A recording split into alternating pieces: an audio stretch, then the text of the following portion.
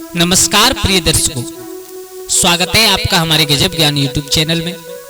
दोस्तों, आज मैं आप लोगों को एक ऐसी कहानी सुनाने के लिए जा रहा हूं जो बड़ी ही मोटिवेशनल, बड़ी ही शिक्षाप्रद कहानी है। इसे सुनने के बाद आप कभी भी निराश नहीं रह सकते और आपको गरीबी छू भी नहीं सकती।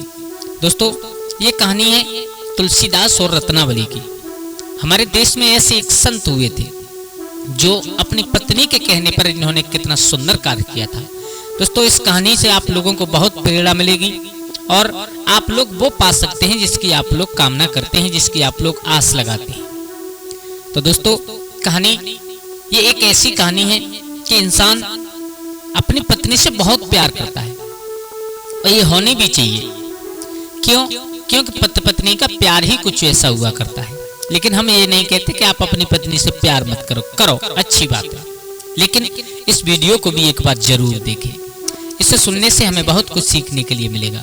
तो दोस्तों, कहानी प्रारंभ करने से पहले आप लोगों से मेरा एक निवेदन है, अगर आप हमारे चैनल पर नए दर्शक मेहमान बंधु बनकर के आए तो प्लीज हमारे गजब ज्ञान यूट्यूब चैनल को सब्सक्राइब करें। हो सके तो अपने परिवार और दोस्तों के साथ शेयर जरूर करें। दोस्तों, वीडियो पूरा जरूर देखें क्योंकि इस कहानी में हम लोगों को बहुत कुछ सीखने के लिए मिलेगा। ये बड़ी ही ज्ञानवर्धक कहानी है। आ जाओ, आप लोगों का ज्यादा समय बर्बाद न करते हुए कहानी प्रारंभ करते हैं। आप लोगों ने एक संत के बारे में सुना होगा जिनका नाम है तुलसीदास, महाकवि तुलसीदास, जिन्होंने अपने हाथ से संपूर्ण रामचरितमानस को 9756 चौपाइयों में लिखा। इतने बड़े संत हुए हमारी इस मातृभूमि भारत भूमि पर।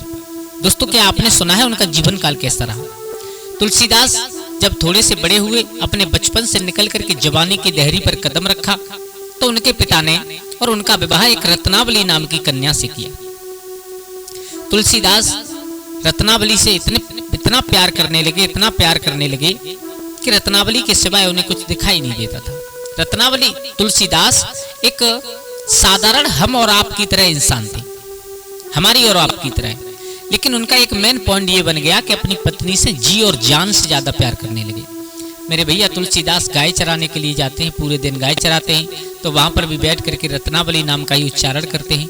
दिल और दिमाग में रत्नावली के लिए इतनी जगह थी कि उसके सिवाय उनके पास कुछ नहीं था। मेरे भैया संध्या को जब लौट करके आते हैं तो जब रत्नावली उन्हें नहीं दिखाई देती तो वो पागलों की तरह व्यवहार करते हैं। रत्नावली रत्नावली रत्नावली करके चारों तरफ चिल्लाते हैं और जब तक एक बार रत्नावली को देख ना ले तब तक उनके दिमाग में कोई चैन नहीं आता। दोस्तों, ऐसे ही धीरे धीरे समय निकलता चला गया। कुछ दिन बाद एक दिन रत्नावली ने कहा तुलसीदास से, पिया सुनो, अब तीजों का त्योहार जोरों पर है। सभी भैया अपनी अपनी बहनों को लेने के लिए आए हैं और सभी बहनें अपने अपने भाइयों के, अपने अपने पिता, अपने अपने माँ के पास में जा रही हैं। अगर तुम्हारी आज्ञा हो जाए तो मैं भी चली जाऊं। तुलसीदास बोले, तुम पागल हो गई हो, तुम्हें मालूम है हम तुम्हारे सिवाय एक मिनट भी नहीं रह सकते, एक पल हमें चैन नहीं आता, तुम्हारे सिवाय इस संसार में कुछ दिखाई नहीं देता। अगर तुम चली जाओगी तो हम रहेंगे कैसे? रत्नावली ने समझाया, पिया थोड़े दिन की बात ही तो है, मैं क्या कोई हमेशा के लिए थोड़ी न जा रही हूँ। कुछ दिन बाद तीजों का त्योहार मना करके मैं जल्द यूं गई यूं आई, जल्द वापस आ जाऊंगी। मेरे भैया तुलसीदास बार बार मना कर रहे हैं, मत जाओ, मान जाओ। लेकिन जब रत्नावली ने हट की, पेज की, तो तुलसीदास ने कह दिया, ठीक है कोई बात नहीं, चली जाना। रोजाना की तरह सुबह हुआ, तुलसीदास उठे, अपनी पत्नी से प्यार किया। उसके बाद में गाय खोली, जंगल में चराने के लिए गए। जंगल में बैठे, गाय किसी का खेत चर रही है, लेकिन तुलसीदास के दिल और दिमाग में वही बसा हुआ है, मेरी रत्नावली, मेरी रत्नावली, मेरी रत्नावली। मेरे भैया अब इधर तुलसीदास तो जंगल में गाय चरा रहे हैं और इधर रत्नावली का भाई आया तो रत्नावली अपने भाई के साथ अपने पीहर, अपने बाप के पास में चली गई। दोस्तों, संध्या की समय रोजाना की तरह तुलसीदास गायों को लेकर के आए, खिरक में आकर के गायों को रखा। उसके बाद में घर की तरफ गए तो क्या देखा, दूर से घर पर ताला लगा हुआ है, गेट बंद है, घर का द्वार बंद है, दरवाजा बंद है। मेरे भैया दरवाजा बंद देख करके तुलसीदास का धड़कन रुकने लगी। ऐसा ही होता है, जब हम किसी से प्यार करते हैं और वो हमें आंखों के सामने दिखाई नहीं देता तो हमारी धड़कन अपने आप कम होने लगती है या बढ़ने लगती है, अपना संतुलन खो बैठती है। मेरे भैया तुलसीदास का कलेजा दबने लगा। अब तुलसीदास ने आवाज लगाई, रत्नावली। अब रत्नावली वहां हो तो दरवाजा खोले, वो तो चली गई अपने भाई के साथ। तुलसीदास ने अपने आप को संभाला, संभालने के बाद उस दरवाजे को खोला। खोल करके अंदर गए तो क्या देखा, कुछ नहीं था घर में। घर खाने के लिए दौड़ रहा है। तुलसीदास के आंगन घर में एक टूटी सी चारपाई पड़ी है, उस चारपाई पर तुलसीदास लेट गए, लेकिन नींद कहाँ, नींद किससे आने वाली है।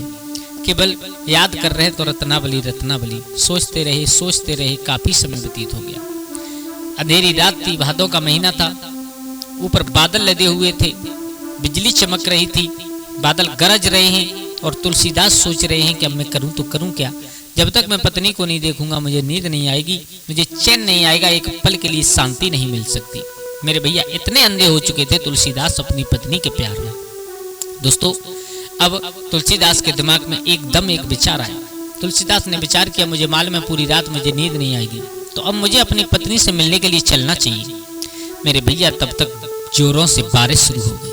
बारिश इतनी जोर से होने लगी कि मूसलाधार वर्षा होने लगी। बिजली चमक जाती है, बादल गरजते हैं, बिजली चमक जाती है, तब कुछ दिखाई देता है, वरना काली अंधेरी रात। और तुलसीदास घर से निकले, अपने घर का दरवाजा बंद किया और अपनी ससुराल की तरफ चल दिए अपनी पत्नी रत्नावली से मिलने के लिए। तुलसीदास आज काली अंधेरी रात में। दोस्तों, बारिश इतनी तेज थी कि तुलसीदास पूरे भीग गए। कीचड़ युक्त रास्ता था, बारिश ने रास्ते को कीचड़ बना दिया था। तुलसीदास के कपड़े पूरे गंदे हो गए, सब कुछ सन गए, लेकिन ससुराल की तरफ चलते रहे। आधी रात्रि बीत चुकी थी तो तुलसीदास के रास्ते में एक दूसरी समस्या आई। समस्या कौन सी आई? तुलसीदास के रास्ते में एक भयंकर नदी बह रही थी। बारिश होने के बाद नदी अपनी चरम सीमा पर थी। मानो ऐसा मालूम पड़ता था कि तुलसीदास आज इस नदी को पार नहीं कर पाएंगे। खड़े खड़े सोच रहे हैं, लेकिन कहते हैं ना, विधि के विधान को कोई मेट नहीं सकता। तुलसीदास ने देखा कि दूसरे किनारे से इस किनारे की तरफ एक नाव जैसी कोई चीज चली आ रही है। तुलसीदास समझ गए कि मेरी पत्नी मुझसे कितना प्यार करती है, जितना मैं करता हूँ उतनी ही प्यार करती है मेरी पत्नी मुझसे। उसने मुझे मालूम था कि तुलसी मैं आऊंगा जरूर, तो उसने मेरे लिए नाव भिजवाई है। मेरे भैया आखिरकार वो नाव नहीं थी, वो एक मुर्दा था जो नदी में बहता हुआ जा रहा था। तुलसीदास ने लकड़ी के सहारे उसे अपनी तरफ खींचा और उस पर बैठ गए। उस मुर्दे के ऊपर बैठ करके तुलसीदास पानी के बहाव के साथ नदी के दूसरे किनारे पर पहुंच गए। उन्हें मालूम ही नहीं पड़ा कि हम नाव पर बैठ करके पार हुए हैं या मुर्दे पर। इतना प्यार करते थे तुलसीदास अपनी पत्नी से। भैया अब धीरे धीरे कहाँ पहुंचे? उसी नगरी में पहुंचे जिस नगरी में उसके ससुराल वालों का घर बना हुआ था। तो क्या देखा कि रात्रि का समय बहुत हो चुका है, बारिश भी थोड़ी सी रुक चुकी है। तो तुलसीदास ने देखा कि जो घर बना हुआ था उसके दरवाजे चारों तरफ से बंद हैं। अब विचार किया, परिवार वाले सब सो रहे हैं, मेरी पत्नी छत पर सो रही होगी, मेरी पत्नी किसी कमरे में सो रही है, तो अब दरवाजा चारों तरफ से बंद रहे, अंदर घुस कैसे सकते हैं। अब तुलसीदास ने विचार किया, बोले अब मुझे जाना तो है, बगैर पत्नी के मिले मैं वापस नहीं जाऊंगा। तो तुलसीदास घर के पीछे पहुंचे।